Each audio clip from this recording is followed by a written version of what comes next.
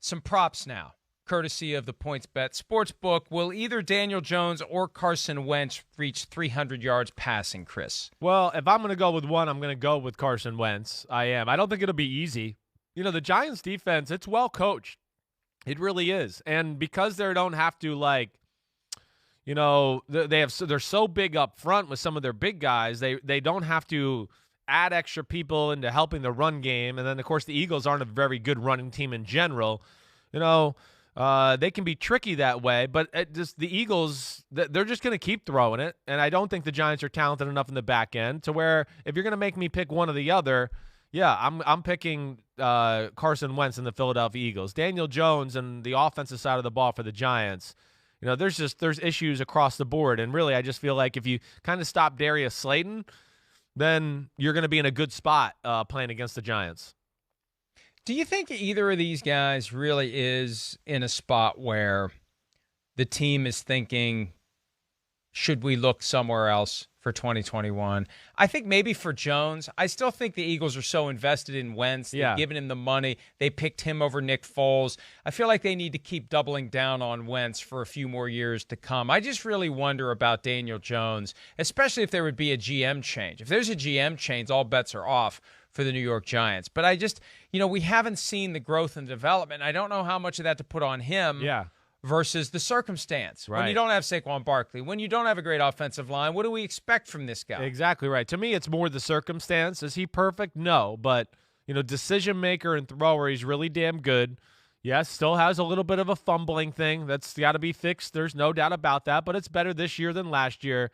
But, man, 2 years, two different offenses, not a lot of support at the wide receiver position, no run game to speak of for this first 2 years of his career.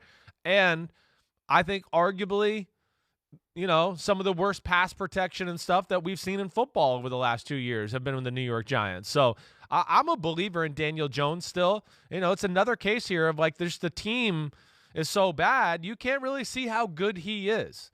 And then with your Carson Wentz, it's a valid question. The perception is, it's all, to me, messed up because of the Nick Foles and the Super Bowl thing and all that. But I would sit here and argue and go, Carson Wentz is the best player on the Eagles. He's the best player. He's the reason it was a game last week.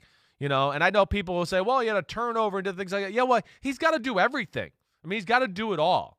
There's no top-tier receiver, top-tier running back, nothing. It's all on Carson Wentz to make plays, and the offense isn't that creatively good to where it's just people are flying wide open, and he's missing them. Not at all. All right, back to the odds for tonight. And here's one that's a special custom bet that PointsBet made for us using the Name a Bet feature. Which quarterback will have more turnovers tonight?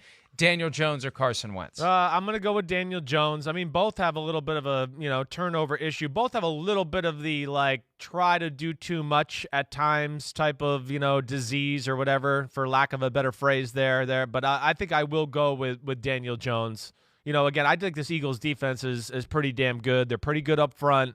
The Giants don't have great weapons on the outside. I do think the Eagles will be able to man them up. Darius Slay, he'll be matched up with Slayton, I would expect.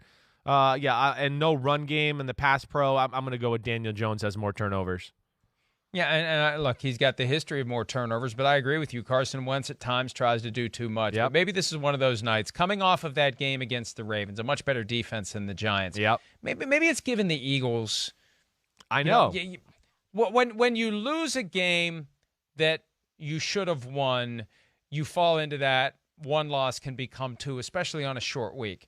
When you almost win a game that you were supposed to lose, that could give you a nice little kick in the butt. That may make you want to turn it around and play on Thursday night and go out and show what you can do against a team that is not nearly as good as the team you almost beat, Chris. I agree with that, Mike. I do, yeah. There was, I think, that is not like a crushing defeat. That is more of a, hey, look, we messed some things up, and we still had a chance to tie the football game, on the last play.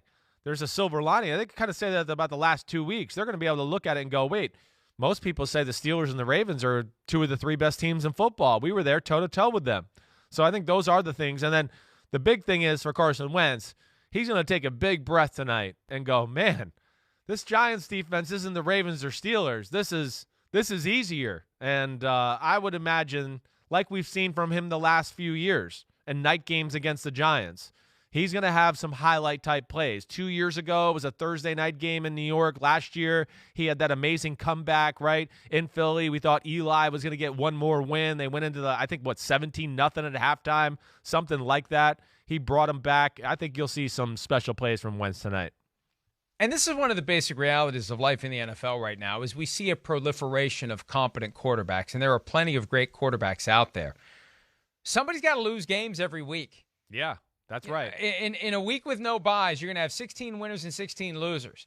And sometimes two of the best quarterbacks are playing each other. That's just the way it works. You're going to lose games. Carson Wentz doesn't have the help around him right now.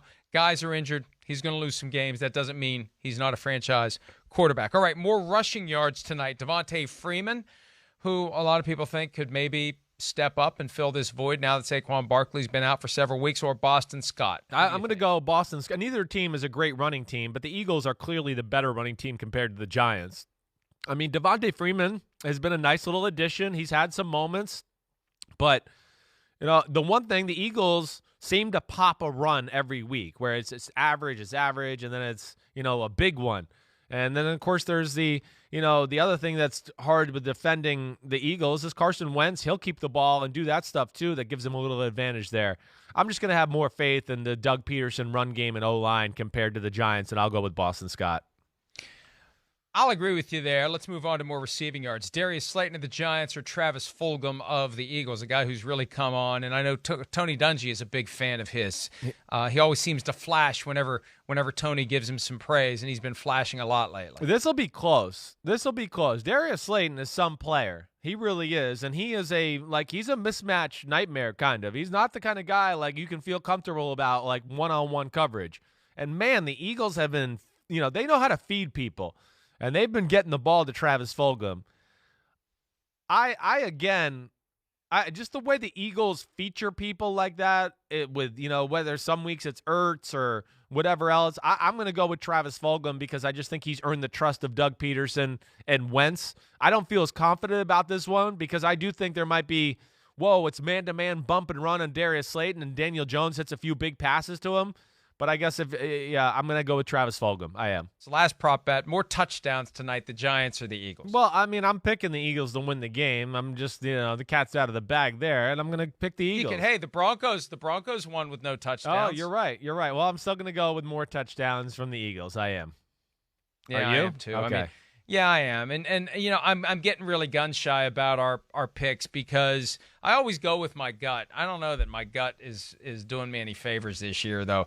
I mean, we're going to pick the Eagles to win. And if we were doing this on Football Night in America, if we had Giants-Eagles, it would be Eagles all the way across the board, and then the Giants would win, and they'd stick it in our faces through their social media pages. Because God forbid we make our predictions based upon the past performance of the team that justifies being picked again.